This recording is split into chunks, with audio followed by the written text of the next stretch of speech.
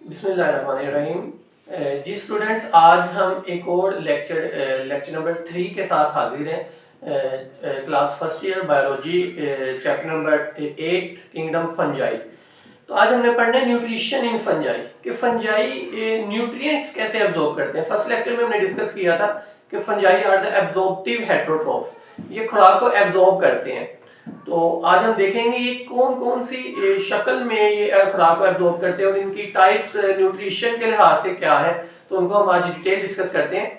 तो first of all nutrition in fungi. Fungi का हमें पता है कि जैसे लैक क्लोरोफिल, फंजाई में क्लोरोफिल नहीं होता, ये अपनी खुराक खुद बना नहीं सकते। तो हेटेरोट्रोफ्स होते हैं, obtain food by direct absorption, मतलब ये फूड को एब्जॉर्ब करते हैं, इनको डाइजेस्ट हुई हुई खुराक मिलती है और ये फूड को एब्जॉर्ब करते हैं। डाइजेशन आपको पता है कि डाइजेशन के 5 प्रोसेस है: assimilation, absorption, digestion, ingestion and then egestion.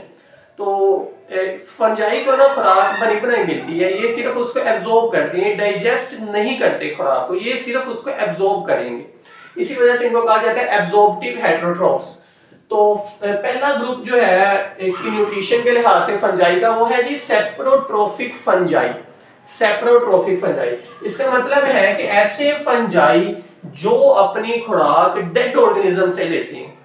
ठीक है, वो कैसे लेते हैं? Obtain food from dead organic matter, जो डेड ऑर्गेनिक मैटर से अपनी खुराक हासिल करते हैं। इन फंगस को हम, या इन फंजाई को हम कहते हैं जी सेप्रोट्रोफिक फंजाई।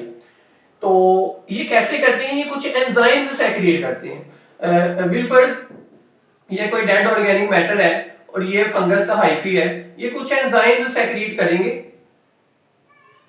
जो इसको डाइजेस्ट कर देंगे और देन ये हाइफी के जरिए अपनी खुराक को एब्जॉर्ब कर लेंगे। ठीक है, तो जो फंगस होते हैं ये कुछ एंजाइम्स सेक्रिएट करते हैं, कुछ सेक्रीशंस करते हैं जिसके जरिए से खुराक डाइजेस्ट हो जाती है और देन वो इसको एब्जॉर्ब करते हैं और ये एब्जॉर्बिंग हेटेरोट्रोफ्स कहलाते हैं। तो इनका जो हाइफल सिस्टम होता है वो बहुत एक्सटेंसिव होता है। Fast growing hyphae, increase surface area for the absorption. अच्छा, एक क्वेश्चन ये भी आ सकता है कि हाइफी का ज्यादा तेजी से फैलना क्यों जरूरी है? इसका ये इस वजह से जरूरी है ताकि एब्जॉर्प्शन अच्छे से हो सके, काफी दूर के एरिया से ये एब्जॉर्प्शन अपनी कर सके खुराक की। Then rhizoids, very important short question कि hyphae enter the plant by modified hyphae called rhizoids. तो जब ये किसी भी सबस्ट्रेटम के साथ हाइफी एंकर करते हैं उसके एब्जॉर्प्शन के लिए, तो उसको राइजोइड्स कहा जाता है। देन उसके बाद इसकी सिग्निफिकेंस है कि इसकी सिग्निफिकेंस क्या है राइजोइड्स की? तो इसकी सिग्निफिकेंस कुछ यूं है कि decomposer of the cellulose and lignin. जो फंगस होते हैं ये सेलुलोज और लिग्निन को डिकम्पोज कर लेते हैं। आपको पता है कि प्लांट की सेल वॉल सेलुलोज और लिग्निन से मिलकर बनी होती है। तो ये बैक्टीरिया अकेला ये काम नहीं कर सकता। ठीक है, बैक्टीरिया सिर्फ डिकम्पोज नहीं कर सकता लिविंग ऑर्गेनिज्म को, क्योंकि बैक्टीरिया में ऐसे एंजाइम्स नहीं मौजूद जो इनकी ब्रेकडाउन कर सके, सेलुलोज और लिग्निन की। लेकिन जो फंजाई है इसके हाइफी में ऐसे एंजाइम्स मौजूद हैं जो सेलुलोज और लिग्निन की ब्रेकडाउन कर सकते हैं। इसकी वजह से वो उसको एब्जॉर्ब कर सकते हैं, फिर उसको डिकम्पोज कर सकते हैं। इस वजह से तमाम जो डेड ऑर्गेनिक मैटर है उसको जो फंजाई है वो डिकम्पोज कर सकते हैं, fungi with bacteria. Then these are the main recycler.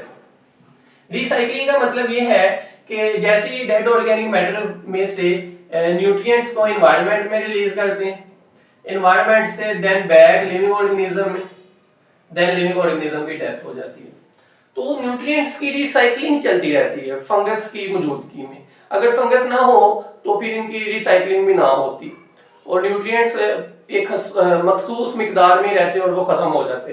तो इसकी रिसाइकलिंग बड़ी जरूरी है, तो ये काम फंगस करता है। तो recycler saprobic fungi along with saprobic bacteria are the major decomposer of the biosphere. Biosphere मतलब कि ऐसा स्फीयर जिसमें लाइफ मौजूद है, और जहां पे लाइफ मौजूद है वहां पे डेथ भी लाजमी होनी है। तो ये फंजाई और बैक्टीरिया ये डिकम्पोजर है लिविंग ऑर्गेनिज्म के। जैसे लिविंग ऑर्गेनिज्म मरते हैं, डेथ होती है उनकी, हजारों प्लांट लाखों एनिमल्स जब मरते हैं उनकी डिकम्पोजिशन स्टार्ट हो जाती है फंजाई के और बैक्टीरिया के साथ। तो ये रिसाइकलिंग बायो एलिमेंट्स की करते हैं, for example carbon, nitrogen, oxygen, hydrogen, phosphorus. तो ये इन एलिमेंट्स की रिसाइकलिंग करते हैं। देन उसके बाद है पैरासाइटिक फंजाई। अच्छा, पैरासाइटिक फंजाई एक ग्रुप है फंजाई का, फंगस का, जो absorb nutrients from cytoplasm of the host cell by haustoria. ये अपने होस्ट सेल के साइटोप्लाज्म से न्यूट्रिएंट्स को एब्जॉर्ब करते हैं, इसी वजह से इनको कहते हैं पैरासाइट। जैसे पैरासाइट जो जुएं वगैरह होती हैं, वो किसी लिविंग ऑर्गेनिज्म के ऊपर रहकर वो उनका अपनी खुराक लेती है। इसी तरह जो पैरासाइटिक फंजाई होते हैं, ये किसी भी ऑर्गेनिज्म के होस्ट से साइटोप्लाज्म से अपनी खुराक को एब्जॉर्ब करते हैं। तो इस वजह से इनको कहते हैं पैरासाइटिक फंजाई। और जिस जरिए से ये खुराक को एब्जॉर्ब करते हैं उसको कहते हैं हस्टोरिया। यहाँ पे डिफरेंस आ सकता है कि what is difference between the rhizoids and the haustoria. तो हस्टोरिया आपने कहना है कि अगर साइटोप्लाज्म से, किसी भी होस्ट के साइटोप्लाज्म से अगर खुराक एब्जॉर्ब हो रही है तो वो कहलाएगी जी हस्टोरिया। ठीक है। तो देन उसके बाद पैरासाइटिक फंजाई की आगे कुछ टाइप्स हैं, दो टाइप्स हैं, ओब्लिगेट पैरासाइट और फैकल्टेटिव पैरासाइट। तो ओब्लिगेट पैरासाइट जो होते हैं, ये सिर्फ अपने होस्ट पर ही ग्रो करते हैं। ठीक है, ये आर्टिफिशियली किसी भी कल्चर मीडियम पर ग्रो नहीं करेंगे। कल्चर मीडियम कोई भी ऐसा मीडियम होता है जहां पर किसी ऑर्गेनिज्म की ग्रोथ कराई जाती है, तो आप इसको आर्टिफिशियली ग्रो नहीं करवा सकते। अगर होस्ट होगा तभी ये ग्रो करेंगे, अगर होस्ट नहीं होगा तो इनकी भी डेथ हो जाएगी। तो जो ओब्लिगेट पैरासाइट होते हैं, can only grow on the living host, अपने लिविंग होस्ट पर ही ग्रो करते हैं। Can not grow on the artificial culture medium, किसी भी कल्चर मीडियम पर ये ग्रो नहीं कर सकते, ये सिर्फ अपने लिविंग होस्ट पर ही ग्रो करेंगे। फॉर एग्जांपल माइल्ड्यूज और रस्ट, ये फंजाई की किस्में हैं, इनको नेक्स्ट हम देखेंगे। अभी के लिए सिर्फ आपने इनकी एग्जांपल याद रख लेनी है कि पैरासाइटिक फंजाई की एग्जांपल क्या है, माइल्ड्यूज और रस्ट। ओब्लिगेट पैरासाइट की, ओब्लिगेट पैरासाइट के बाद अगली जो टर्म है वो है फैकल्टेटिव पैरासाइट। फैकल्टेटिव पैरासाइट जैसा कि लिखा होगा कि can grow on host as well as artificial medium, host पे भी ग्रो कर सकती है और आर्टिफिशियल मीडियम पर भी ग्रो कर सकती है फैकल्टेटिव पैरासाइट। लेकिन ओब्लिगेट पैरासाइट जो थे वो सिर्फ अपने होस्ट पर ही ग्रो करते थे, लेकिन फैकल्टेटिव पैरासाइट दोनों पर ग्रो कर सकते हैं, अपने होस्ट पर भी और आर्टिफिशियल मीडियम पर भी। और इसकी एग्जांपल कुछ स्पीशीज हैं आर्मिलेरिया की, वो इसकी एग्जांपल में आ सकती है। देन थर्ड मेन टाइप जो न्यूट्रिशन के लिहाज से फंजाई की बनाई गई है वो है जी प्रीडेटर फंजाई। प्रीडेटर जैसे कि आपको पता है कि किसी भी चीज को पकड़ कर खा लेना, प्रीडेटर। और जो पकड़ता है वो प्रीडेटर होता है, जो पकड़ा जाता है, जो शिकार हो जाता है वो प्रे होता है। तो सेम इसी कॉन्सेप्ट को हम लेंगे प्रीडेटर फंजाई, जो ऐसी फंजाई जो किसी चीज को पकड़ेगी, किसी लिविंग ऑर्गेनिज्म को पकड़ेगी और खा लेगी, लेकिन फंजाई तो एब्जॉर्ब करती है। हम देखते हैं कि कैसे एब्जॉर्ब करती है। प्रीडेटर फंजाई में following ways to capture the prey को पकड़ने के लिए कुछ वेज है। For example by paralysing. बिलफर्ज ये फंगस है, तो यहाँ पे कुछ नीमाटोड्स अगर आ जाते हैं, नीमाटोड्स एक ग्रुप ऑफ ऑर्गेनिज्म है जिनके पॉइंटेड एंड्स होते हैं। तो फंगस अगर नीमाटोड्स के साथ उनकी हो जाए, मुकाबला हो जाए, तो फंगस जो होता है ये नीमाटोड को पैरालाइज कर देता है। मतलब उनको हाइफी के जरिए कुछ एंजाइम्स सेक्रीट करता है जिसके जरिए से ये पैरालाइज हो जाते हैं, मतलब मफलूज हो जाते हैं।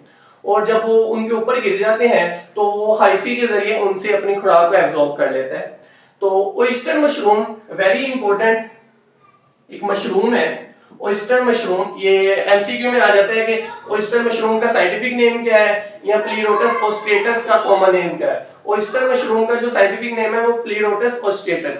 तो ये दोनों लिहाज से एमसीक्यू आ सकता है। ओयस्टर मशरूम इस लिहाज से एक एग्जांपल मानी जाती है, ये कार्निवोर्स हैं। कार्निवोर्स ऐसे एनिमल्स होते हैं जो किसी और ऑर्गेनिज्म को खाते हैं, लेकिन कई जगह पे बुक में ओमनिवोर्स भी लिखा हुआ है। यहाँ पे ओमनिवोर्स, कार्निवोर्स भी हैं और ओमनिवोर्स भी। ओमनिवोर्स ऐसे एनिमल्स जानदार होते हैं जो प्लांट्स भी खाते हैं और एनिमल्स को भी खाते हैं, लेकिन जो कार्निवोर्स होते हैं ये सिर्फ एनिमल्स को खाते हैं। अभी हम देखते हैं कि कार्निवोर्स के लिहाज से तो ये ठीक है कि फंगस ने नीमाटोड को पैरालाइज कर लिया, उससे न्यूट्रिएंट्स को एब्जॉर्ब कर लिया। ये इसकी एग्जांपल है ओयस्टर मशरूम। तो ये कार्निवोर्स होते हैं, paralyse the nematode, penetrate the hyphae, absorb nutrients. तो अपने न्यूट्रिएंट्स को एब्जॉर्ब कर सकते हैं। लेकिन अगर ओमनिवोर्स के लिहाज से देखा जाए तो ये अपनी ग्लूकोज की रिक्वायरमेंट फुलफिल करते हैं by the breakdown of the wood. Would जो कि एक प्लांट है, तो ये ग्लूकोज की रिक्वायरमेंट वुड को ब्रेक डाउन करके हासिल करते हैं। अच्छा जी, उसके बाद आता है जी आर्थ्रोबोट्रिस स्पीशी।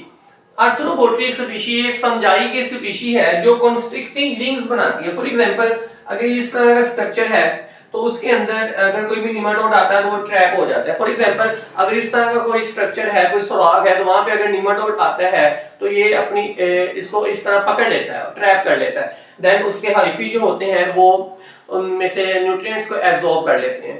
तो आर्थ्रोबोट्रिस स्पीशी अपने निमाटोड्स को ट्रैप कर लेता है बाय कंस्ट्रिक्टिंग रिंग्स बनाकर। तो ये था all about nutrition in fungi. इसके तीन बड़े ग्रुप्स हैं जी। अपना सेप्रोट्रोफिक फंगस है, फंजाई है, देन उसके बाद पैरासाइटिक फंजाई है, देन उसके बाद प्रीडेटर फंजाई है। इनकी पैरासाइटिक फंजाई के आगे दो टाइप्स हैं, ऑब्लिगेट पैरासाइट और फैकल्टेटिव पैरासाइट। और उसके बाद प्रीडेटर फंजाई है जो प्रे को कैप्चर करके अपनी खुराक हासिल करता है।